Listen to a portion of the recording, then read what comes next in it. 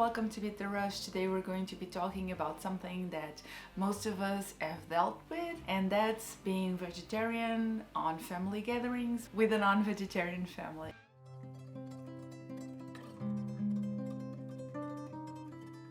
As some of you know, I'm Portuguese and food is an essential part of our culture and traditions. I think we only actually meet for coffee or food. If you're going out to meet someone, it's probably one of the two. Usually food and coffee. Food is at the heart of our family gatherings, and I'm sure this rings true for many other cultures as well. Probably yours. Now, being a vegetarian on those situations can be challenging. So I'm excited to share my experiences with you and hopefully give you some tips that might help you navigate this kind of situations. Let's start with the most important aspect of all, food. Family gatherings can be quite challenging for vegetarians like me. My first tip is don't be afraid to ask about the ingredients in a particular dish. So at first it might be a little bit embarrassing, but people will get used to you asking when you do it a few times. Actually, they might start informing you in advance what ingredients are in a particular dish and whether it is suitable for you or not. And don't expect everyone to know what's vegetarian or vegan. It is a learning process for everyone involved. Sometimes even vegetarians or vegans take a long time to understand what is or is not vegan or vegetarian. For me, for example, it took me a long time to understand and find out that Parmigiano is not vegetarian. And someone had to tell me because I would not get there. It's cheese, it's supposed to be vegetarian, but it is not, and we are all constantly learning, I guess. We probably share this particular experience, which is while everyone is having their regular food, we are enjoying the side dishes. For me, that's something I do frequently. I've always been more of a side dish kind of person. Give me the rice, give me the pasta, give me the potatoes, give me all the glorious carbs. I'll have them all. And let's not forget the veggies and the salads. We obviously have the salads. A lot of people in my family have gardens, so I am so lucky to enjoy seasonal veggies. So that's a treat. And what about protein? My personal go-to options are vegan hot dogs or vegetarian hot dogs and eggs. Vegan. I'm sorry if I keep saying vegan instead of vegan because that's just how I say it in Portuguese and I get it mixed up occasionally. Back to my point. The best part for me is my family often has backyard hens, so how cool is that? You know, that's my personal preference. I don't really buy eggs. I usually have eggs from that cute little chicken we have in the backyard. Here's my next tip. In a pinch, you can always bring your own eggs or veggie hot dogs to share. You just have to ask for a frying pan and a bit of oil or a microwave and a bowl. I can teach you to do that without blowing things everywhere if you want to. Just be careful. Veggie hot dogs are particularly easy because you can just put it in your bag.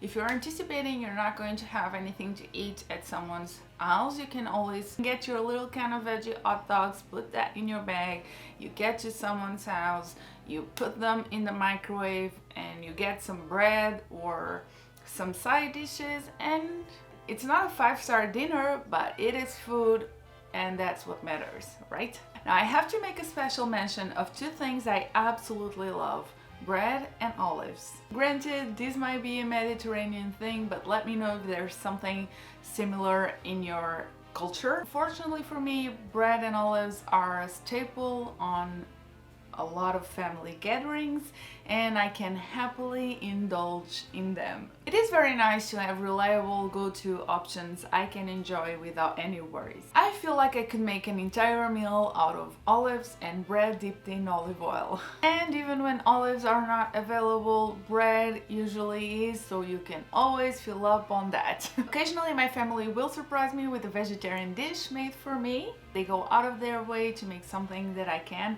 have, and I am very touched by their thoughtfulness. That's a big word.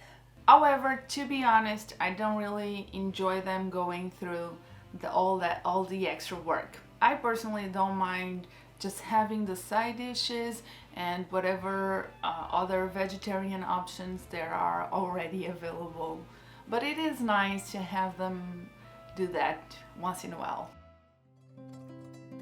So let's talk about dessert. Being a vegetarian doesn't mean you have to give up on those sweet, delicious treats. Is that too much? Probably. I'm excited about dessert. However, I do have to be mindful of some ingredients like gelatin or lard. Yes, you've heard me correctly, I said lard. I just said it. Lard can and will be used in some pastries, like some flaky pastries or pies. So that's an ingredient to watch out for. And believe it or not, in Portugal we even have desserts that have eaten bacon. Not like the flake bacon on top, but hidden bacon. Let me give you an example. The famous pudim about priscos, which is a seemingly innocent flan made with water in which bacon has been boiled. So you can't see the bacon, but the bacon has been boiled in the water and then they make the flan. I don't know. Let me tell you something, it's so good. Haven't had it in a while. But don't you worry, you know there are a lot of vegetarian friendly dessert options available. As I mentioned earlier, don't be afraid to ask about the ingredients and use your judgment. Cheesecake, for example, usually has gelatin. So even if you eat cheese as a vegetarian, you probably don't eat gelatin because it is made aggressive. Because gelatin, as you know, unless it says specifically that it is vegetarian, it is made with animal products, so you might want to avoid that. So beware of cheesecake and other, self-supporting fluffy stuff. There's probably gelatin. It might be vegetarian, that's why you have to ask. Dessert is usually not a problem for me because I am very boring when it comes to dessert and will always usually choose what I call bolo seco, which translates to a dry cake. That's a very me thing to say. Any kind of cake without frosting or sauce, or just some kind of cake you'd have with tea. That's what I really prefer. Or some biscuits or cookies for my American friends. And when you have like a dry, boring thing, that's usually vegetarian. And thank you for watching until the end. That's very cool of you. See you next time. Seasonal veggies. Seasonal vegetables are delicious.